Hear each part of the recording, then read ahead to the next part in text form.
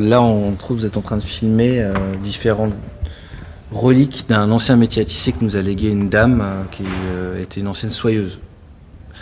Ce qui se passe dans ce projet, c'est qu'on a travaillé avec différents entretiens de dames qui aujourd'hui sont Alzheimer, qui étaient des anciennes soyeuses, et autour de ces gestes disparus, on est allé récolter différentes légendes, et spécifiquement autour du tissage.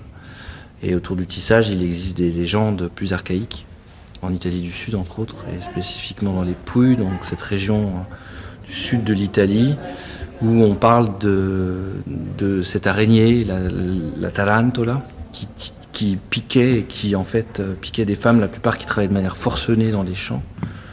Et seule la musique et la danse pouvaient aider ces femmes à être soignées. Donc nous on s'est réapproprié ce rite de possession-là pour le réinterroger aujourd'hui avec une musique très actuelle, entre autres avec Dina Abdeloued. Donc là on est plutôt dans le royaume de Dina où elle s'installe, elle est en train de s'installer avec son matériel qui est plutôt un matériel électroacoustique, elle vous en parlera plus en détail. Mais il y a aussi Rimac au plateau qui fait la lumière, et donc ces 5 femmes qui sont la plupart du bassin méditerranéen et avec qui on a travaillé sur toute une année. Et c'est la dernière ici d'une tournée qu'on a fait dans tous les CDC, parce que la pièce est coproduite par les centres de développement chorégraphique en France. Et on va reprendre la tournée l'an prochain à Paris et à la fois, on espère, dans le Maghreb. Donc on est en train de travailler sur cette possible tournée-là. La pièce s'inscrit dans une série, en l'occurrence, autour du travail, autour de l'artisanat, autour des gestes qui sont oubliés. Dans cette pièce-là, il est question de l'oubli aussi, puisque vous confrontez à une maladie qui est celle de l'oubli, Alzheimer. Mais revenons d'abord aux gestes et au travail, cette attention que vous portez aux gestes et au travail. Ce qui m'intéresse dans le travail, c'est en fait comment on peut à la fois travailler mieux et oublier les conditions d'assujettissement au travail. Donc si je m'intéresse à ces danses de possession dans l'histoire, dans différentes histoires et géographies, c'est pour observer comment ces danses de possession ont toujours aidé à travailler mieux. Donc entre autres, il a existé des pièces sur lesquelles j'ai travaillé parce que mon père était mineur dans les mines de charbon et qui, grâce à la musique, a pu justement travailler mieux. Il existe aussi différentes fanfares où les mineurs devaient travailler et étaient notés grâce au fait qu'ils puissent travailler dans ces fanfares pour être après travailler en rythme. Donc il y a aussi toutes ces dérives qui m'intéressaient. Et puis ce qui m'intéresse par rapport au travail, c'est de voir qu'aujourd'hui on est substitué par la technologie, la techno, et qu'on devient des corps techno-sapiens. Donc ce qui m'intéresse aussi dans la techno, suite à la musique industrielle et d'autres formes aujourd'hui dans la techno, c'est d'observer comment notre corps est aussi toujours assujetti à nos nouveaux outils de travail. Vous dites travailler mieux, je crois qu'il faudrait peut-être définir un peu mieux ce travailler mieux. Ça veut dire travailler moins dans une forme de souffrance, puisqu'aujourd'hui la notion de travail est quand même beaucoup liée à une forme de souffrance, parce qu'on perd du sens, on perd du contact humain et du contact et de raison pour lesquels on travaille. Déjà le travail à l'origine, c'est Tripalion, c'est l'instrument de torture.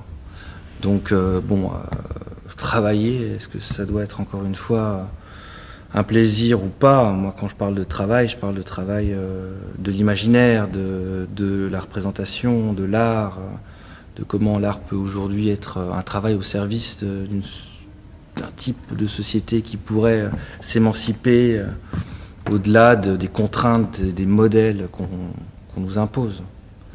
Donc le travail, il a différentes... Je ne vais pas faire une analyse sociologique en 2 minutes 30, mais je pense que ce qui m'intéresse, c'est de voir comment, à travers l'art, on peut travailler surtout le sensible et partager avec un public cet imaginaire, et comment en fait cette pièce travaille tout du long une écriture avec 5 femmes qui se réapproprient justement ces gestes oubliés, disparus, et qui transforment tout du long. Et à la fois avec une musicienne que je trouve particulièrement singulière aujourd'hui, qui est Dina Abdeloued. Je dirais que c'est quand même dans la métaphore du tissage. Parce que, évidemment, dans le mot tisser, il y a tisser la matière, celle qui est derrière vous, je ne sais pas, c'est du chanvre. Il y a tisser des liens, il y a aussi métissage. Et vous parliez justement de cette envie et de ce travail que fait avec des gens qui viennent d'Italie, mais du Maghreb aussi, de France. C'est important pour vous justement de créer du métissage? Alors, non, moi je travaille avec des gens blancs. Non, bah, évidemment, c'est même une question que je ne me pose même pas, parce que évidemment, le tissage, c'est la métaphore du lien social. C'est la métaphore de l'écriture, c'est des métaphores complexes, et puis tout peut être tissage. Mais qu'est-ce qu'on choisit comme élément, comme ingrédient, comme couleur? Qu'est-ce qu'on relie? C'est ça qui m'intéresse, plutôt que le rapport au sacrifice où on doit couper, sacrifier, circoncire. Là, il s'agit de lier tout du long. Différentes histoires, moments, strates de gestes disparus, et de voir comment la danse peut penser dans le sens d'un pansement, avec un plateau qui est toujours évolutif, parce que les filles sont en construction aussi permanente. Et comment ce début de spectacle et cette fin de spectacle aura traversé différents, à la fois différentes couleurs, à la fois différents chemins d'état.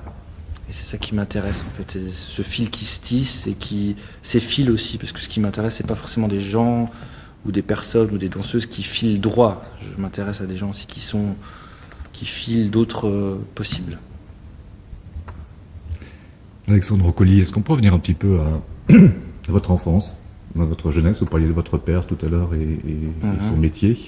Qu'est-ce qui vous a donné brusquement, ou enfin brusquement, je n'en sais rien, qu'est-ce qui vous a donné envie de danser, de vous servir de votre corps pour exprimer quelque chose?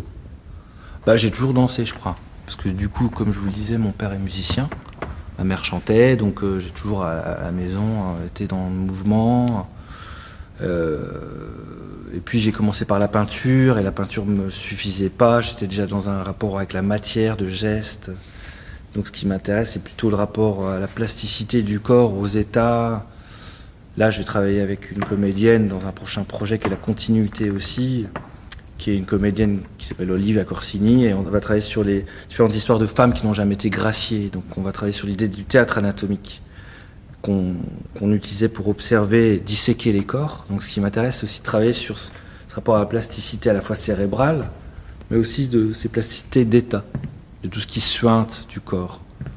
On pourrait parler des humeurs, mais on peut parler aussi de ces états de grâce aussi. Comment est-ce qu'un corps peut être en état de grâce ou de disgrâce? C'est le titre de la prochaine pièce, justement. Vous n'avez pas répondu à ma question. Je n'ai pas répondu à votre question parce que je vais vite dans ma tête, parce que j'ai pas beaucoup de temps. C'est une question... voilà, la danse, elle a toujours existé autour. Elle est là, pas que justement dans le fait de danser certains motifs. Mon père était accordéoniste, il l'est encore. Donc j'ai assisté à beaucoup de danses plutôt dites populaires. La question, c'était quoi? C'était ce qui vous a amené à la danse, parce qu'il y a des rencontres quand même, je pense à celle d'Ariadouchkine. Ah oui, du Soleil, danse, c'était le théâtre là plutôt. Vous avez travaillé, après il y a eu un certain nombre, je ne vais pas tous les nommer, voilà le nom de Tino Segal. Enfant, j'étais plus enfant avec Ariadouchkine. Non, c'est évident, Ariadouchkine, c'était pour moi une vraie rencontre, c'était encore l'école pour moi, la grande école, où j'ai pu partir au Sri Lanka, prendre des danses masquées avec des chamans, où j'ai pu aller au Japon faire du buto avec Kazuo Ono, alors qu'on tournait une pièce qui était très très importante pour moi et pour l'histoire du théâtre, qui est Tambour sur la digue, où en fait les acteurs jouaient des marionnettes manipulées par d'autres. Voilà, et ça a été pour moi important cette rencontre avec elle, mais aussi avec d'autres chorégraphes plus actuels. Je pense à Bouchra Ouzgen au Maroc, je pense à des personnes qui sont dans des générations différentes. Ce qui m'intéresse dans la danse, c'est de ne pas catégoriser les rapports à l'histoire, c'est de se dire qu'aujourd'hui on fait une pièce qui n'est pas forcément à la mode d'ailleurs, qui travaille sur des principes plutôt traditionnels, mais qui réinterroge peut-être des formes qu'on verra plus tard. Et ce qui peut pour moi être problématique aujourd'hui, c'est ces phénomènes en fait qu'on observe, où on est plusieurs chorégraphes à se pencher sur des danses traditionnelles en ce moment, qu'on fait muter. Mais je me dis que par rapport à ça, ce serait intéressant de voir qu'est-ce qu'elle convoque dans un rapport curatif. C'est-à-dire concrètement, pour moi, ces danses, elles ont toutes eu à l'origine des vertus curatives pour soigner. Et je pense que la danse, elle a quand même ce rapport aux soins. C'est pour ça qu'aujourd'hui, je travaille beaucoup en maison d'arrêt ou en lieu privé de liberté, comme des EHPAD avec des dames Alzheimer, pas pour les mettre au plateau, mais pour observer aussi comment la danse peut s'infiltrer et être là aussi d'utilité sensible, civique et aider simplement, plus simplement.